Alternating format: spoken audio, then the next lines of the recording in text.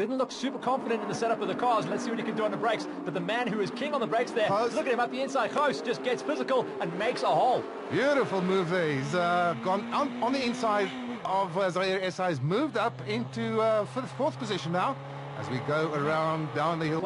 So he's going to have to really push hard, but he's got to get around some big hitters.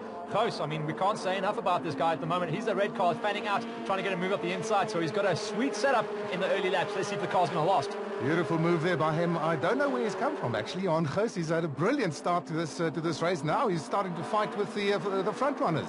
Gouws is always kicking around about 5th or 6th place, but he's obviously turned some laps around Swartkops. A lot of these guys use this track as their setup track, as their base ground setting to try and get a run for the cars, and it looks like he's got a sweet one here. Top 3 starting to stretch out a little bit. This is the battle in the race. It's between Gouws and SR for 4th position. Brilliant stuff on board, and he's just not quite close enough there. Hangs back a little bit. Hendrik, it looked to me like he had a chance to go up the inside there. There was definitely pressure applied. Gouws was forced wide. There was actually a gap to go up the inside there. But it looks like Essa hasn't got confidence in his brakes at the moment. Yeah, that seems to be quite clear. But he doesn't want to take the chance also of taking both of them out. So I think it's clever driving from him. Drive within the limitations that he's faced with.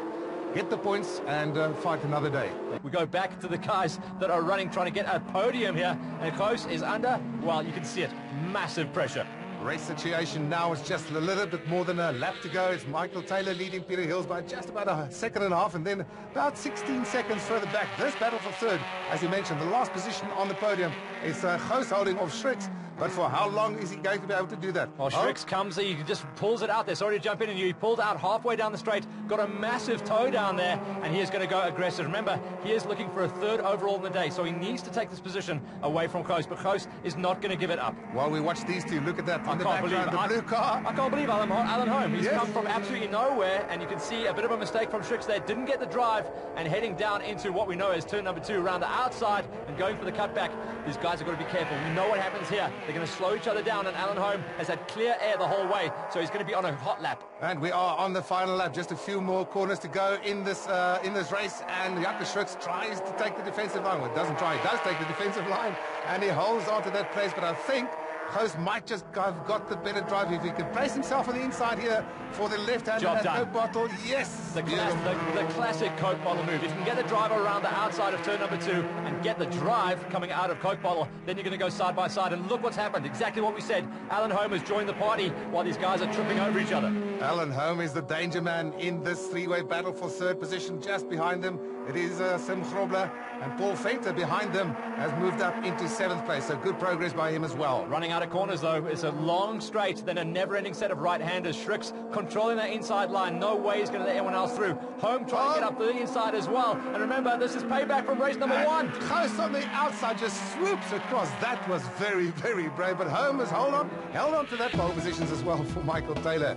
Peter Hills in second ahead of Johan Gouws. A tenacious drive there by Johan Gouws, who held off Jaco Schricks. Alan Home finishes in 5th ahead of Sim Grobler. Home and Hills, and then this is the chase group, and already up on the brakes. Very rarely will you see Peter Hills get taken. That was Jaco Schricks going for a gap that wasn't there, made it his own, and then Gouws was in the right place at the right time. So our defending champion Hills has been blown back to 5th place. This is the lowest he's run in a race so far this season. Absolutely right. But you could see him playing it safe there, Matt. He didn't defend at all, just opened the door, and he probably knew that Johan Gouws would come through as well. But let's see how he's going to fight back.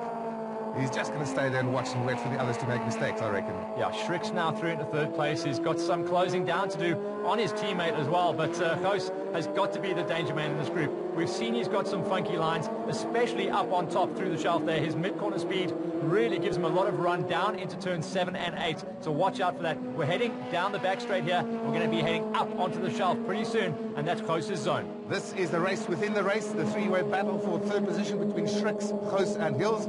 See up front there, it is Alan Home, who's in a lonely 2nd position, and in an even more lonely position, although here we go, up the inside. The Swartkops king climbing the curbs, really shoved a nose in there, didn't get the best drive out.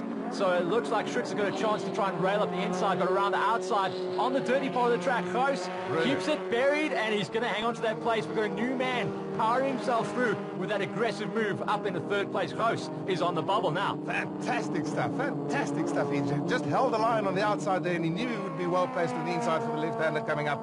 But fantastic drive there. Also, as I was going to say before this action, Michael Taylor at the front there. What a drive. He's opened that gap to about 2 seconds at the moment, and he's still opening it up lap after lap. Yeah, great to see that happening, but fantastic to see a real dice happening a little bit further down. Hills fancies his chances now. He seems to have got a little bit of fire back in his belly, trying to get a move up the inside of Schricks, but we know with Schricks, when he gets a good setup on his car on the weekend, he's a very hard man to beat. Look at him, he's even trying to run the outside of turn number 3. That sweep is a scary place to go. Absolutely right. What is also quite obvious here is that the guys know each other, they trust each other, they give each other enough space.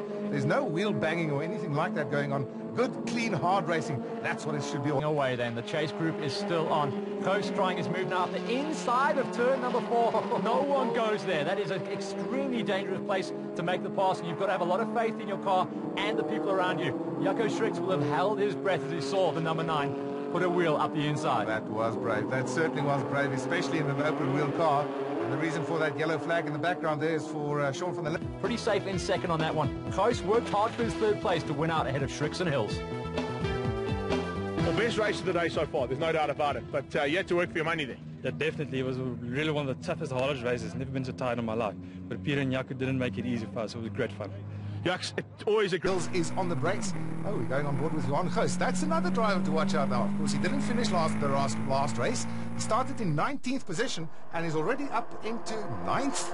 Showed good at the Gauteng tracks as well, specifically Swartkops. That's where he started to build his season. And to see him come to Kyalami with a real good race package, it's just a bit of a heartbreaker to see him have that mechanical problem, which obviously wasn't a big problem because he's got the car back out there and he's back up to pace straight away. If anything, he's maybe got a little bit more rubber than the other guys, so he may be able to do something about Schricks. Schricks, if you notice the head movement, a lot of looking in the mirrors. He knows someone's coming. Also coming in the background there, the second red car. We go on board with him again, Johan Gouws. He's got Jackson ahead of him now, and he is now in 8th position, making places hand over fist in the first lap and a half. Up there, just outside the top 3. Former champion, of course, and quite in contention this year, or for the last few seasons, but he's still there amongst the front runners. As we go back on board, this is what it looks like. You see the blind corner as you go on top of the hill, and on the inside, Johan Gouws on the inside of Jackson to make up another position. Now it's a long downhill. They hit 180 kilometers an hour at the bottom of the mine shaft. And you keep it buried. That's at where he wants to. He's got all these tracks dialed. He knows so much knowledge about exactly where the grip is. Johan Gouws has now arrived at the back of this group. That is the orange carrot ahead of him, Gert van den Berg. And he's lining him up to take 6th position away from him. 5th, in fact, as well.